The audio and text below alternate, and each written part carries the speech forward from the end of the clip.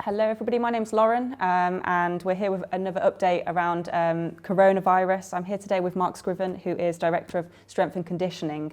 And we just want to talk today a little bit more about the importance of exercise during this time. How much exercise should we be doing per week? The ACSM guidelines say 30 to 60 minutes, 3 to 5 days a week.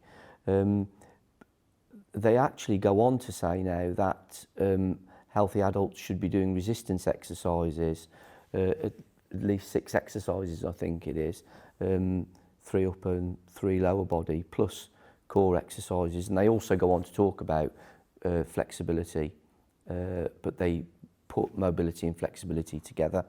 If I was to break up each of those 5 criteria and talk about it from the perspective of somebody exercising at home, what sort of content would you provide for those?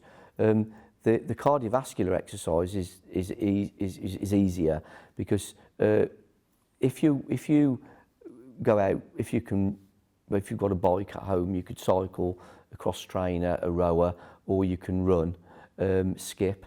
If you're going walking, people think that walking will do the same thing. It will only really work if you are out of breath. What I get people to do to give them an idea of how fast they have to walk is if you find what your normal walking pace is, so count your steps in a minute and then add 30 steps to that whatever that figure is, and try and do that. You'd be amazed at how difficult that is to do, and what the difference, how different it feels to your heart rate. So walking is physical activity, it is good, but it needs to be done quickly. And therein is the problem. If you've got people with joint issues and health issues who can't do that, they've got to do it at a level which their body can cope with. The resistance exercises when you're at home, if you haven't got free weights and you haven't got a gym in the house, you can do calisthenic exercises with your body weight. So there's lots of things that you can do, press-ups for example, and you can regress and progress all of these exercises by making them easier and harder. And there's lots of content on the internet at the moment about body weight exercises, whether it's back dips off a chair, press-ups off the floor, or people who are a little more physically able are doing handstands and doing other movement exercises on the floor. Flexibility, you can break flexibility exercises up into different types of stretching. What I would suggest is what we call static stretching. And static stretching is broken into 3 phases depending on the length of time of the stretch. So if you held the stretch for under 10 seconds, it's called an easy stretch.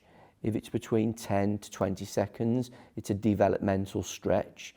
And above 20 seconds, it's a drastic stretch. I would suggest that people stretch muscle groups in that developmental range between 10 to 20 seconds. They hold the tension on the muscle, they don't move. With regards to mobility, that's about movement of joints. And so, for example, if I was looking at the shoulders, it's easy to sit here and shoulder. So what I'm doing is I'm mobilising my shoulder joint by windmilling my arm around. I'm now doing my arm and my wrist and my fingers, and literally my knee. So it's movement around the joint that you're trying to mobilise.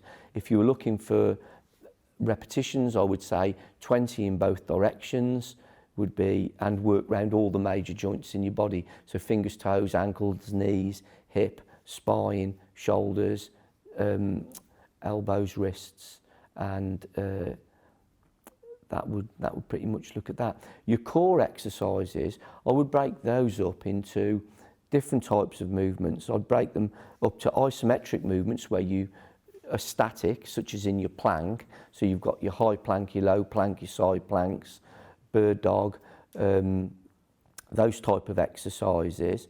And then exercises for your upper abdominals, which would be your crunches, Your lower abdominals and your hip flexors would be exercises where you're moving your legs in flutter kicks and knee raises. And then for the central part of your abdominals, your conventional sit-ups, or what we call alternate knee raises, that type of thing. Your repetitions, I've got a rule with core exercises, and if we're just talking general population, there isn't any point in doing hundreds of sit-ups every day. You'd be better trying to find exercises that you find difficult to do and constantly looking for different exercises where you're challenging yourself to probably do around 20 repetitions as a maximum. And if at 20 repetitions it's starting to feel easy, look for an exercise that's harder and challenge yourself through variety rather than continually just doing the same exercise for lots and lots of repetitions. I imagine everybody's going to be exercising in lots of different environments now. Some people in their homes, some people might have gardens that they can go in. How easy is it to achieve all these exercises at home?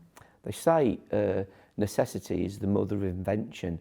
So if you're stuck in a little flat, as long as you've got room to put your arms out and you can lie out on the floor, you're good to go. All more spaces is a luxury. So essentially, people exercise continuously in prisons, in small boxes, 10 foot by 4 foot. So if you can do that, you can do it anywhere. And this all sounds so much fun, like working out your own workout from home or whatever space that you may have. But why is it important for us to work out during this time in particular? Why is it so important to stay fit? I think quality of life. I think people get their car serviced, but they don't look after their bodies as well as they should do. And I think there's a lot of people that work terrifically hard in industry, and they look after their families. They're working hard, they don't look after their bodies. And we're talking about the people who are saying to me, I haven't got time to exercise. Well, you've now got the time to reinvest in your vehicle in life, and your vehicle in life is your body. And the length of time that you want to live is going to be directly related to how much lean muscle mass you've got, and your quality of life is going to be linked to your ability to move, and your ability to move is directly related to your flexibility, your mobility, your physical strength of your muscles, and the ability of your body through your heart and lungs to allow that strength to move. Now, if you want to live a long and active life and a long and healthy life, now's the time to invest this into yourself. I think it is all about being wiser. So no matter what your age is, be wise about exercising. And that's definitely a top tip to take away from today. Do you have any advice that we can give to people who are working from home? If you're working from home, I think it would be more productive to break up the type of exercises I've been talking about into small chunks and do 10 minutes, then leave it a couple of hours, do another 10 minutes or an hour, leave it, and keep going back at it. And it's amazing how much more productive you are and how much more awake and energised you feel if you do a little bit of exercise, get up from the computer and you're not just sat down for several hours at a stretch. Your productivity can actually go up by actually doing less but doing more. So you've mentioned all the physical benefits we can get from working out at home, but there's so much more to it than just physical. Yeah, I think it's the eternal question of the marrying together of the physiological, the psychological and the spiritual aspects of one's life. Those three criteria are inexorably linked together, and they all help. And definitely, the healthier and fitter you are psychologically, the more able you are to deal with stressful situations. And physical activity, when they say we live in a stress-free environment, we create our own stress.